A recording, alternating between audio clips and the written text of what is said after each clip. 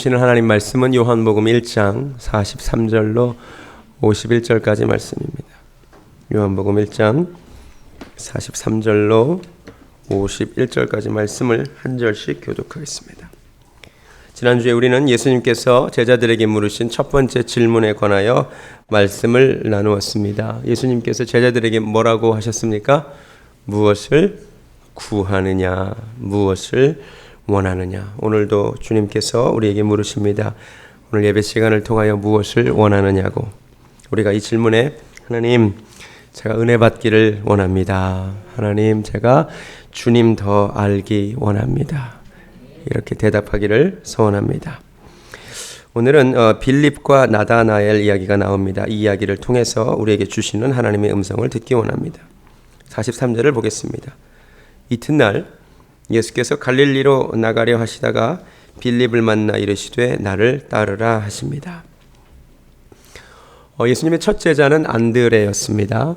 그리고 안드레가 베드로를 전도했고 오늘 이제 예수님의 세 번째 제자 빌립이 나옵니다. 빌립은 다른 제자들과 달리 예수님께서 직접 부르셨습니다. 나를 따르라. 성경 전체를 보면 예수님께서 나를 믿으라고 4번 말씀하셨습니다. 나를 믿으라. 나를 따르라고는 20번 말씀하셨습니다. 믿는 것도 중요하지만 주님을 따라가는 것이 더 중요하다는 의미입니다. 우리가 주님을 믿는다고 하면서 주님을 따라가지 않을 때가 너무나 많습니다. 오늘 우리가 주님을 믿을 뿐만 아니라 주님을 따라가는 자들이 되기를 소원합니다. 나를 따르라는 첫 번째 의미는 이전까지 네가 가던 길을 멈추라는 의미입니다. 멈춰야 따라갈 수 있습니다. 일종의 출애굽을 해야 합니다. 왜냐하면 출애굽이 헬라어로 엑스호도스라고 말씀드렸습니다. 엑스가 밖으로고 호도스가 길이라는 뜻입니다. 네가 가던 그 길 밖으로 나오라는 것이 출애굽입니다. 우리 모두는 다 출애굽을 경험해야 됩니다. 내가 가던 길에서 멈춰서 나와야 주님이 가라고 하시는 길을 갈 수 있기 때문입니다. 나를 따르라는 말씀은 이제부터는 내가 너를 인도해 가시겠다는 말씀이기도 합니다. 얼마나 감사한 일입니까? 여러분, 초행길을 가실 때 안내자가 있다는 것이 얼마나 중요한지 모릅니다. 요새는 내비게이션이 있어서 내비게이션이 가라는 대로 따라가면 되잖아요. 내비게이션이 없는 길 혼자 가기 진짜 어렵습니다. 근데 주님이 우리 인생이 다 초행길이잖아요. 여러분 다 처음 사시는 거 맞죠? 윤여정이라고 하는 여배우가 얼마 전에 인터뷰하는 거를 우연히 들었는데 기자가 이렇게 질문했더라고요. 60대 여배우의 삶은 어떻습니까? 물었더니 나도 60대 처음 돼봐서 모르겠다고 이렇게 답하더라고요. 그쵸? 우리가 다 30대도 처음이고 40대도 처음이고 50대도 60대도 다 처음 만나는 길이잖아요. 우리 인생이 초행길이에요. 여행을 가면 처음 가는 길을 안내인, 그러니까 가이드가 있으면 더 잘 여행을 할 수 있습니다. 우리 인생도 마찬가지인 것 같습니다. 주님께서 우리의 가이드가 되어 주시겠답니다. 할렐루야. 주님 따라가시는 길이 복받는 길입니다. 진짜예요. 인생을 혼자서 살려고 하지 마시고 주님의 말씀에 인도하심을 따라 사시기 바랍니다. 나를 따르라는 말은 다시 말하면 내가 너를 쓰시고 싶다는 말씀이기도 합니다. 이 진짜 감사한 겁니다. 빌립이 주님의 부르심을 경험하지 않았더라면 그냥 그렇게 살다가 그렇게 잊혀졌을 이름인데 주님께서 빌립을 부르심으로 말미암아 그런 하나님께 쓰임받는 인생이 되었습니다. 여러분, 어떤 사람의 손에 들리느냐가 굉장히 중요합니다. 길가에 돌아다니는 돌, 제 손에 들려봤자 그냥 돌입니다. 근데 미켈란젤로의 손에 들리면 그게 아름다운 조각품으로 탄생합니다.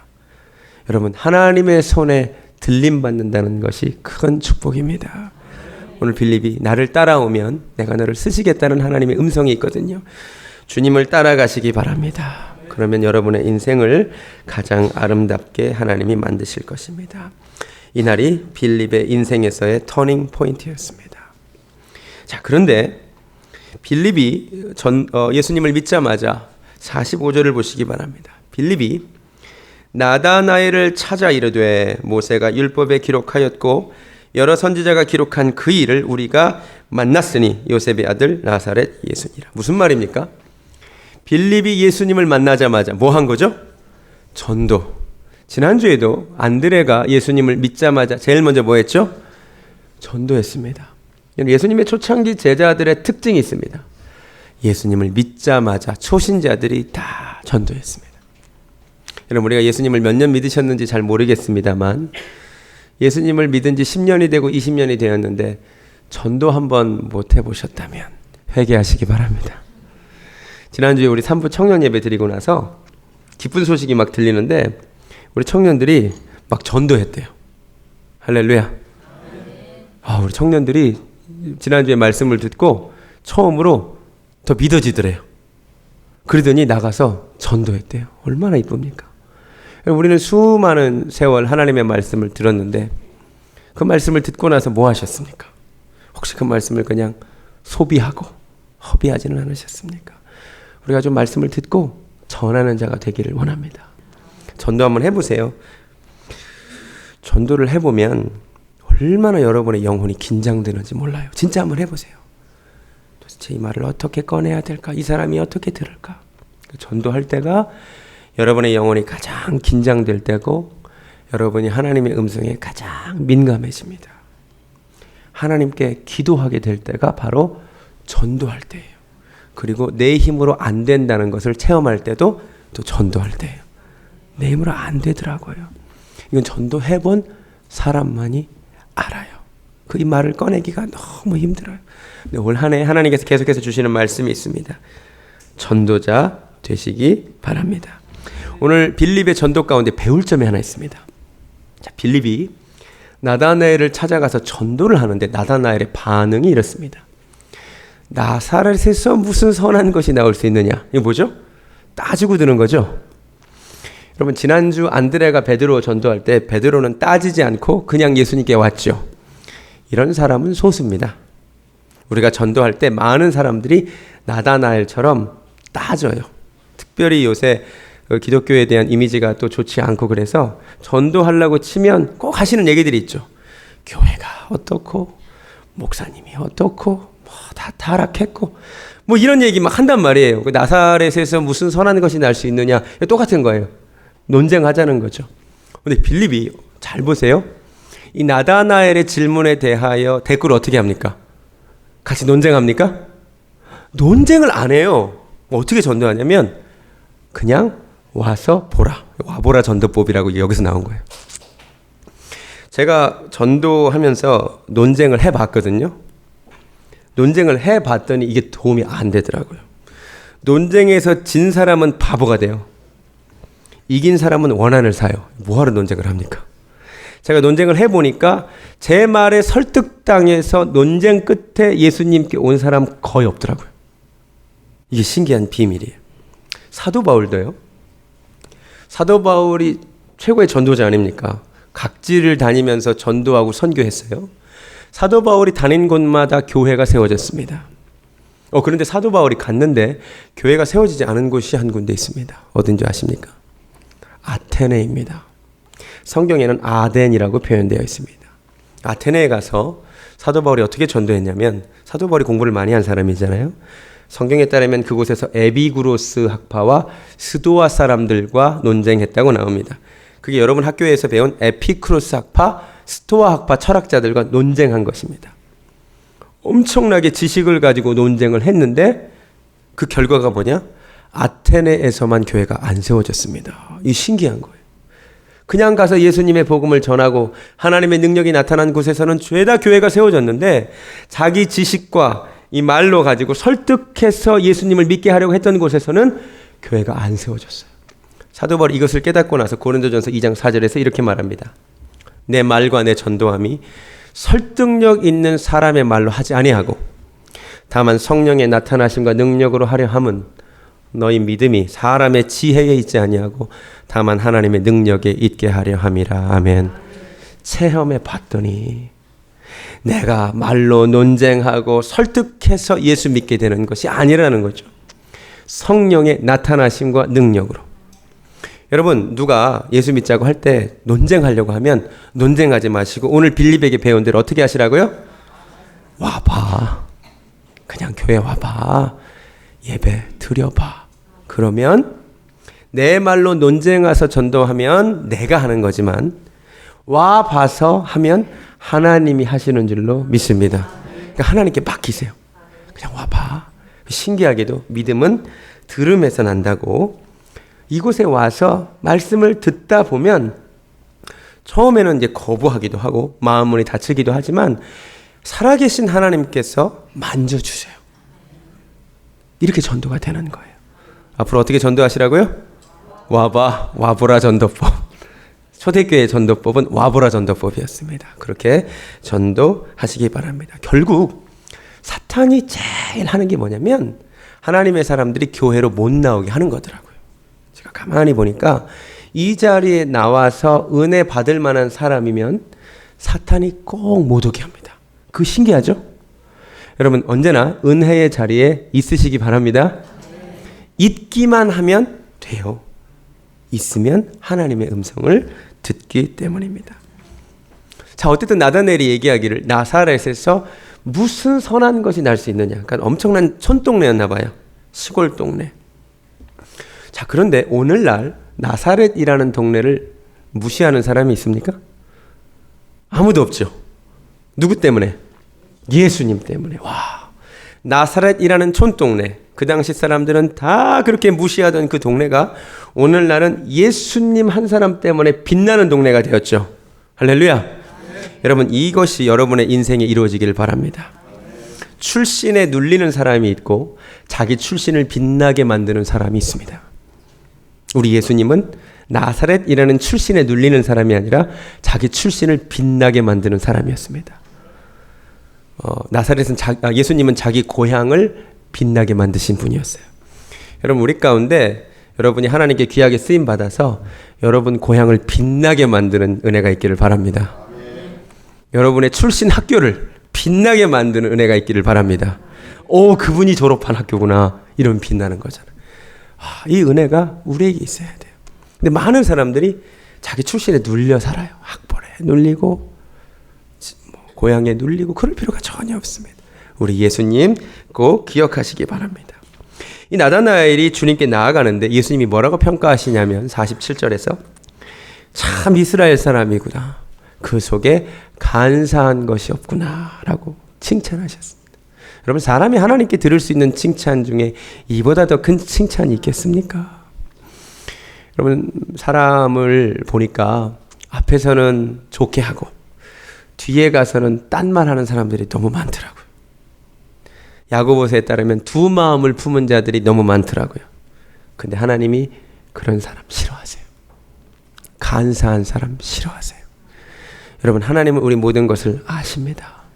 하나님 두려워하시기 바랍니다. 나다나엘처럼 그 속에 간사한 것이 없이 앞과 뒤가 속과 겉이 같은 사람 되기를 주님의 이름으로 축원합니다. 자, 그런데 나다나엘이 그 말을 듣고 깜짝 놀라요. 48절에 나다나엘이 이르되 어떻게 나를 아시나이까? 깜짝 놀랐죠? 그런데 예수께서 뭐라고 말씀하시냐면 빌립이 너를 부르기 전에 내가 무화과 나무 아래에 있을 때 내가 이미 봤다 그래요. 그런데 이 말을 듣고 보이는 나다나엘의 반응을 보시기 바랍니다. 49절에 나다나엘이 대답하되 랍비여 당신은 하나님의 아들이시요 당신은 이스라엘의 임금이로소이다. 예수님 별 얘기 안 하셨죠? 내가 너 그냥 무화과 나무 아래에 있는 것 봤다 그랬는데 이 말이 무슨 이유인지 나다나엘을 너무나 놀라게 했어요. 그러면서 하는 얘기가 당신은 하나님의 아들이십니다 이런 말이에요. 이해가 되세요? 무슨 의미일까요? 나다나엘이 무화과 나무 아래에서 사람들은 도무지 알 수 없고 하나님과 자기만 알 수 있는 뭔가 비밀스러운 일을 한 게 있는 거예요. 이해가 되세요? 그런데 그거를 예수님이 알고 계시니까 깜짝 놀라는 거예요. 혹은 무화과 나무 아래서 하나님과 자기밖에 알 수 없고 그 누구도 알 수 없는 비밀스러운 대화를 한 게 있거나 생각을 한 게 있는데 예수님이 그 말씀을 하시는 순간 자기가 깜짝 놀란 거죠. 내 비밀을 사람은 알 수 없는 그 길을 알고 계시는 분이 계시다는 거죠. 그래서 이렇게 고백하는 겁니다. 여러분 이런 경험 하신 적 있으십니까? 있으세요? 사람은 알 수 없는 것을 하나님은 알고 계시는 거예요. 제가 그런 경험을 한 적이 있어요. 그래서 제가 오늘 좀 간증을 하려고 합니다.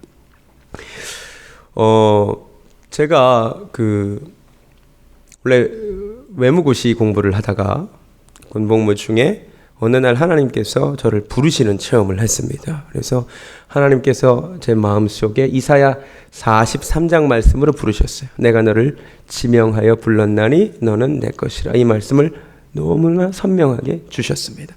그래서 제가 그날로 외무고시를 그만두고 주의 종의 길로 가게 되었습니다. 지난주 금요 예배 혹시 설교 다 들으셨나요? 지난주 금요 예배 설교를 안 드신 분들은 집에 가서 들으시면 오늘 설교가 조금 더 이해가 됩니다. 제가 금요일 날 무슨 간증을 했냐면, 제가 군대에서 훈련 받는데 사격 훈련 받을 때 죽을 뻔했다는 것을 제가 간증했습니다. 그 속에서 막 찬양이 흘러나오는데, 나의 안에 거하라 나는 내 하나님이니 모든 환난 가운데 너를 지키는지라. 제가 이 찬송을 부르면서 훈련 받을 때 내 총으로 사격했으면 큰 사고가 날 뻔했는데 친구 총하고 바꿔서 쏘므로써 제가 살았다라고 말씀드렸어요. 집에 가서 꼭 들어보세요. 그래서 제가 그런 체험이 있었어요. 제가 이 체험을 미리 말씀을 드립니다. 제가 2012년도에 LA에서 우리 성결교회 2세 사역자 컨퍼런스가 있었습니다. 제가 그때까지 EM 사역을 했었기 때문에 저도 2세 사역자로 그곳에 참여를 했습니다. 마지막 날이었습니다. 이번 세션과 다음 세션 사이에 한 15분 정도 쉬는 시간이 있었습니다. 그래서 저하고 몇 명의 그 2세 사역자들이 그 이야기를 나눴습니다. 거기 있는 2세 사역자 한 분이 저에게, 목사님은 어떻게 해서 주의 종이 되셨습니까? 보니까 공부도 많이 하셨는데 어떻게 해서 목회자가 되셨습니까? 물으시길래 제가 그 방금 한 간증, 내가 사실은 외무고시를 공부했는데 하나님이 나를 어느 날 부르셔서 내가 이 자리에 왔다, 이렇게 그걸 간증했어요. 근데 여러분 이렇게 무덤덤하게 들으시는데, 우리 그 미국에서 자란 2세 사역자들 그 제스처가 있잖아요. Awesome, Amazing, 이렇게 듣는 거예요. 제가 간증할 때마다 다 여러분처럼 들어요. 이렇게 듣는데, 와, 이분들은 달라. Awesome, Amazing, 막 이렇게 듣는 거예요. 그러면서 그분들이 뭐라 그러냐면, Can you share one more testimony? 하나만 더 간증해 줄 수 없냐고. 그래서 제가 방금 한 간증, 왜냐면 저에게는 가장 그 드라마틱한 간증이, 내가 군대에서 사실은 훈련 받을 때 이렇게 죽을 뻔했다. 제가 그 간증도 또 영어로 그 친구에 나눴어요. 그 친구들한테. 반응들이 또 막 할렐루야, Praise the Lord, 막 이러면서 그 간증을 너무 은혜롭게 듣는 거예요. 하나님 살아계시다. 근데 그 간증을 듣던 중에 이현로 전도, 제가 그분의 영어 이름을 모세였나? 잘 모르겠어요. 이현로 전도사님. 그분이 우리 교단의 아주 유명하신 목사님 손자입니다. 아주 큰 교회 목사님. 그분이 나한테 뭐라 그러냐면, 목사님 간증해 주셔서 너무 감사합니다. 왜냐면 사실 자기도 신비한 체험을 한 게 있는데 이 얘기를 사람들한테 하면 안 믿을 것 같고, 자기를 무슨 신비주의자고 무슨 이상한 사람으로 취급할까봐 차마 하지 못한 이야기가 있는데, 목사님이 그런 하나님의 음성도 들었다 그러고 이런 얘기를 하니까 자기가 용기가 난다고 간증을 하는데, 진짜 신기한 간증을 하는 거예요. 이 사람이 할아버지가 아주 유명하신 목사님이라 이제 신학교를 갔어요. 풀러 신학교를 다니는데, 신학교를 와 봐서 친구들을 사귀는데, 아니 그 신학생들이 보통 하는 얘기가 이렇답니다. 하나님이 나를 어떻게 콜링하셨다. 하나님이 나를 어떻게 이제 불러주셔서 내가 어떻게 신학교에 오게 됐다. 이런 얘기들을 이 전도사님도 하시고 저 전도사님도 하시는데, 이 이현로 전도사님은 그런 체험이 없었다는 거죠. 나는 그냥 할아버지 때부터 예수님을 믿었고 하나님의 말씀 읽는 것이 좋고 세상 일 하는 것보다 이게 더 좋을 것 같아서 왔는데, 이거 뭐야? 다 콜링 받고 온 거야? 그래서 마음속에 작은 컴플렉스가 생기더래요. 그래서 본인이 LA에 있는 은혜 기도원에 올라갔답니다. 일주일을 작정하고, 하나님 내게도 그런 응답을 주세요. 나도 하나님이 부르셨다는 그런 컨펌이 필요합니다. 그래서 너무 갈급한 심정으로 하나님 내가 일주일 동안 기도하겠사오니 말씀을 통해 뭐 성경 목사님의 설교 가운데 내가 너를 불렀다 이 말이 나오든 뭐가 나오든 내가 하나님 컨펌 받기 원하오니 꼭 응답해 주시라고 너무나 간절한 심정으로 기도원에 올라갔답니다. 근데 일주일 동안 응답이 있었을까요? 없었을까요? 이런 식의 스토리가 원래 없어요. 앞에 일주일 동안 간절한 마음으로 기도를 해도 아무런 응답이 없더래요. 너무 화가 나더래. 너무 짜증이 나더래. 하나님 뭡니까? 왜 누구는? 내가 꼭 음성 들려달라 그랬으니까? 읽던 본문 말씀 중에라도 목사님 설교 가운데라도 지나가시는 마을 가운데라도 내가 너를 불렀다. 이 중에 뭐 그런 게 있다. 내가 그것만 기다렸는데 하나님 너무하신 거 아닙니까? 너무 화가 났대요. 그래서 이제 아무 소득 없이 이제 내려가는데 배가 고파서 기도원에서 이제 밥을 먹고 가려고 카레를 먹는데 앞에 웬 한 남자가 자기를 계속 기분 나쁘게 쳐다보더래요. 그렇지 않아도 하나님께 버림받고 마음이 슬픈데 한 남자가 나를 쳐다보니까 너무 화가 나서 아니, 당신이 왜 나를 쳐다보냐고 따지려고 숟가락을 놓고 가는데 그분이 그러더래요. 목사님이시지요? 그러더래요. 아니 나 목사 아니라고. 그랬더니 그분이 하는 말이 하나님이 감동하시는데 주의 종이라고 하시는데요. 이러는 거예요. 너무 깜짝 놀란 거예요. 그래가지고 당신 도대체 누구냐고. 당신 캄보디아에서 선교하는 선교사님이신데 안식년이 돼서 잠깐 LA에 머물고 있는 중인데 이분이 하는 말이 하나님과 교제하시는 분이죠. 하나님께서 내 종이 올라오니까 이곳에서 기다리고 있어라 라고 말씀을 주셨대. 그래서 거기서 자기도 누굴까 보면서 밥 먹으면서 쳐다보고 있었던 거예요. 근데 그 사람인 것 같아서 너무 신비한 일이잖아. 너무 놀라운 일이잖아. 그리고 이현우 전사님이 그 말을 듣는 순간 내 종이 올라오니 기다리고 있어라. 그 말을 듣는데 눈물이 나오는 거야. 오 하나님, 나도 하나님이 부르셨군요. 너무 놀라운 간증을 하는 거예요. 우리가 그 말을 듣고 다 우리도 진짜 그 자리에 있는 사람들이 다 진짜 깜짝 놀랐어. 더 놀라운 건 근데 그 전도사님이 그 선교사님이 지금 또 LA에 와 계시대요. 한번 만나러 가겠냐고 그러더라고. 저 혼자 있었으면 저는 절대 안 갑니다. 저는 굉장히 이성적인 사람입니다. 저는 굉장히 이성적인 사람이에요. 근데 그 전에 누가 있었냐면 우리 교회에 부흥에 온 이혜선 목사님, 아놀드 목사님 이분들이 폴이라고 하는 아이와 함께 왔었어요. 그 교회가 하비스터 선결교회가 어떻게 시작됐냐면 2012년 겨울에 미네소타인지 미시건인지 지금 정확히 기억이 안 나는데 한 교회의 청소년 수련회에 우리 아놀드 목사님이 강사로 초청을 받았었습니다. 근데 이제 노스캐롤라이나에서 비행기를 타고 가려는데 한 학부모가 급하게 만나자는 연락을 했습니다. 목사님 우리 아들 좀 데리고 가주세요. 이 아들이 폴이라고 하는 아이인데 집사님은 아시죠? 5년간 마약 중독으로 아주 찌든 아이. 5년간 마약 중독 때문에 정말 인생이 너무 불쌍한 아이. 내 아들 좀 데리고 가주시라고 비행기표를 끊어서 이 아이가 가기 싫다는 애를 그 수련회로 같이 간 사건이 있었습니다. 근데 그 아이를 그 수련회 시간에 하나님이 만지신 거예요. 5년간 마약 중독자가 성령께서 만지시니까 애가 막 변해가지고 성령 체험도 하고 180도 변해가지고 노스캐롤라이나로 돌아온 거예요. 할렐루야. 그 부모가 깜짝 놀라요. 그래가지고 그 집에서 가정 예배를 드리면서 그 교회가 시작된 거예요. 근데 소문이 난 거예요. 그럼 유유상종이라고. 마약 중독자 친구들은 다 마약 중독자예요. 이 마약 중독자가 변했다는 소식을 듣고 그 친구들이 부모님과 찾아온 거예요. 우리 애도 하나님 만져주시. 그래서 그 교회가 시작된 거예요. 그 하비스터스 교회가. 근데 그게 겨울의 일이고 그 여름에 우리 교단 성결교회로 시작했으니까 이세사이자 컨퍼런스에 아놀드 목사님, 우리 이혜선 목사님, 폴 세 사람이 온 거예요. 저랑 같이 LA에서. 만약에 그 자리에 저 혼자 있었으면 저처럼 이성적인 사람은 안 가죠. 이 양반들이 가자는 거예요. 나는 세션 하나 남았으니까 이거 듣겠다. 안 되는데 가야 되는데. 그래서 제가 이분들에 이끌려 그 선교사님을 진짜로 만나러 갔어요. 좀 찜찜하고 싫어요. 무슨 무당 만나러 가는 것 같고. 나는 난 하나님 말씀하시는 거 충분히 인정하고 안 가도 되는데. 근데 갔어요. 경계하면서 갔죠. 성경이 분명히 모든 영을 다 믿지 말라 그랬거든요. 그래서 제가 또 경계하면서 갔죠.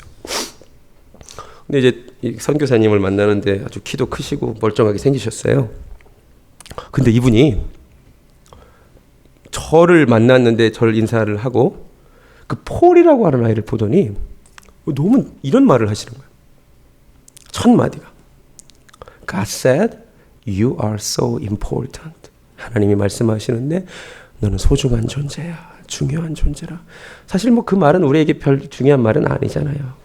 근데 얘가 폴이라는 애가 그 말을 듣더니 애가 닭똥 같은 눈물을 툴툴툴 흘리는 거예요. 얘가 왜 이러지? 나중에 하는 말이 자기를 평생 짓눌러 오는 이야기가, 자기를 평생 짓누른 생각이 나는 쓸모없는 존재라는 거였대요. 내가 이 땅에 왜 태어났는가? 내가 무슨 쓸모가 있는가? 그래서 애가 마약에 빠진 거야. 근데 그 애를 보고 하나님이 말씀하시는데 You are so important. 너는 소중한 존재야. 중요한 존재야. 그러니까 저에게는 별 감흥이 없는데 애가 그 앞에서 그렇게 웃는 거예요. 너무 놀랍잖아요. 그래서 저도 좀 놀랐어요. 근데 저는 이성적인 사람인지라 금방 정신을 차리고 물어봤어요. 선교사님, 하나님께서 이런 은혜를 언제부터 주셨냐? 제가 오히려 되물었죠. 그랬더니 대답을 하시는데 저 같으면 5분에 할 이야기를 한 30분에 주저리 하시더라고. 말을 되게 못하시더라고. 조금 신뢰가 갔어요. 말을 못하는 사람이니까. 근데 이분이 이제 이런저런 얘기를 이제 저하고 막 하셔요. 근데 저한테 이러시는 거예요. 하나님이 그러시는데 하나님께서 목사님에게 티칭의 은사를 주셨다고, 가르치는 은사를 주셨다고. 그런 것 같기도 하더라고요. 맞나요? 감사합니다. 근데 그런 것 같기도 한데 또 한편으로 드는 생각이 이거 내가 PhD 공부한다고 하니까 그러는 거 아니야? 이런 생각이 또 드는 거야. 내가 PhD 박사과정에 있다고 했으니까, 박사과정에 있으니까 티칭의 은사 주셨다. 이렇게 말할 수도 있는 거잖아요. 그래서 이거를 믿을까 말까. 하나님이 이게 하나님께로부터 온 겁니까? 사탄 장난이니까 뭐 이런 것도 하면서 제가 하나님의 말씀하심을 인정 못하는 게 아니라 분별해야 되니까 제가 이렇게 했단 말이에요. 그런데 제가 이제 믿지 못하고 있는 모습을 사람이 영적인 존재라 서로 잘 알잖아요. 보면 모르나? 보면 모르나? 그분도 좀 답답하셨나 봐. 근데 그 전날 밤에 사실은 우리 아내가 꿈을 꾼 게 하나 있어요. 우리 아내가 꿈을 되게 잘 꿔요. 꿈에 은사가 있어요, 진짜로. 근데 그 전날 밤에 무슨 꿈을 꿨다고 나한테 연락이 왔냐면, 여보 내가 너무 좋은 꿈을 꿨는데 하나님께서 당신을 사랑하신대. 하나님이 당신한테 너는 나의 용사라고 하신대. 이 말을 했다고 자기가 들었다고 꿈속에서. 자기가 너무 흥분해서 아침에 전화한 게 있었거든요. 내가 이러고 있는데 그분이 갑자기 목사님 하나님이 You are my warrior라고 하신대. 너는 나의 용사라고. 내가 그때 너무 깜짝 놀랐어요. 하나님이 사랑하신대. 근데 그때까지도 내가 그런 말 할 수 있죠. 할 수 있거든. 하나님이 너를 사랑하신다. 이 말 우리가 할 수 있는 거잖아. 그래서 제가 이제 부르고 있었어요. 근데 이제 그분이 자기도 답답했는지 갑자기 이러는 거예요. 목사님, 속에서 찬양이 하나 흘러나오는데 하나님께서 주시는 찬양이 하나 있는데 목사님께 불러드려도 될까요? 이러는 거. 그래서 쳐다보지도 않고 하시라고 그랬어요. 이분이 찬양을 부르는데 내가 무슨 찬양을 부르냐면 나의 안에 거하라 나는 내 하나님이니 모든 환난 가운데 너를 지키는 자라. 이 찬양이 무슨 찬양이냐면 제가 그 사격 훈련할 때 내 속에서 흘러나왔다는 찬양입니다. 내가 그 찬양을 듣는 순간 오 하나님이시군요. 내가 하나님 앞에 나도 그 다음부터 눈물이 쏟아지기 시작하는 거예요. 나다나엘이 경험한 거를 제가 경험한 거예요. 왜냐하면 그 찬양은 저에게 특별한 의미가 있는 찬양이었어요. 그런데 하나님께서 그 사람의 마음을 감동시키셔서 그 찬양을 내게 불러주시는데 나다나엘의 저 고백이 저에게도 나오는 거예요. 하나님이시군요. 내가 무엇인데. 그러면서 이제 말씀을 하나 주시는데 이사야 43장 말씀을 주시는 거예요. 내가 너를 지명하여 불렀나니 너는 내 것이라. 그리고 그 순간 깨달았는데 이 가사의 후렴부가 내가 너를 지명하여 불렀나니 너는 내 것이라. 제가 이전에 몰랐어요. 그 두 개가 연결된다는 걸. 내가 하나님 앞에 얼마나 울었는지 몰라요. 다시 말씀드리지만 저는 굉장히 이성적인 사람입니다. 진짜예요. 저는 신비주의자도 아니에요. 그런데 내가 신비한 하나님을 체험했습니다. 사마리아 여인도 이것을 체험했습니다. 예수님이 요한복음 4장에서 사마리아 여인을 만났는데 가서 내 남편을 데려오라 그럽니다. 그랬더니 저는 남편이 없습니다 그럽니다. 근데 예수님이 뭐라 그러죠? 네가 사실 남편이 5이나 있었는데 지금 살고 있는 남자도 네 남편이 아니니 6번째 남자랑 사는 거죠? 대단한 여자죠. 누가 그러더라고. 거미손이라고. 아무나 다 이렇게. 네가 말하는 것이 옳도다. 깜짝 놀라는 거죠. 왜? 아무한테도 말하지 않았던 자기의 과거를 알고 계시는 분이 있으신 겁니다. 시편 139편에서 다윗이 말합니다. 여호와여, 주께서 나를 감찰하시고 아셨나이다. 주께서 나의 앉고 일어섬을 아시며 멀리서도 나의 생각을 통촉하시오며 나의 길과 눕는 것을 감찰하시며 나의 모든 행위를 익히 아시나니 여호와여, 내 혀의 말을 알지 못하시는 것이 하나도 없으시나이다. 내가 주의 신을 떠나 어디로 가며 주의 앞에서 어디로 피하오리까. 내가 새벽 날개를 치며 바다 끝에 가서 거할지라도 거기서도 주의 손이 나를 붙드시나이다. 아멘.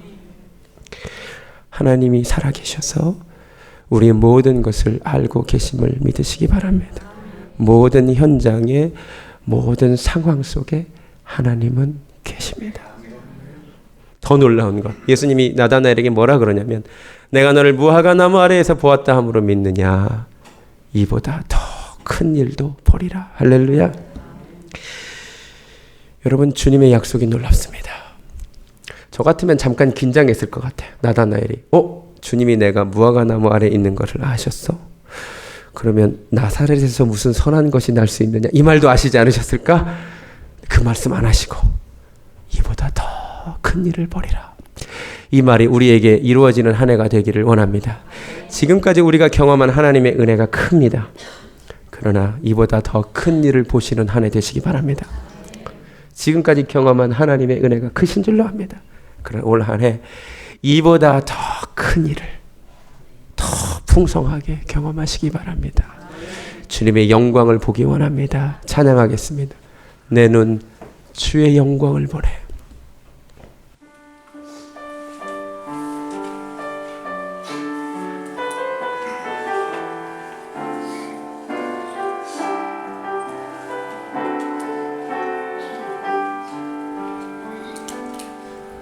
내 눈 주의 영광을 보네. 우리 가운데 계신 주님, 그 빛난 영광 온 하늘 덮고 그 찬송 온 땅 가득해.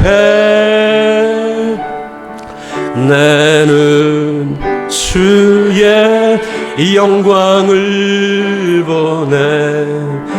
찬송 가운데 서신 주님, 주님의 온 세상 향하십니다.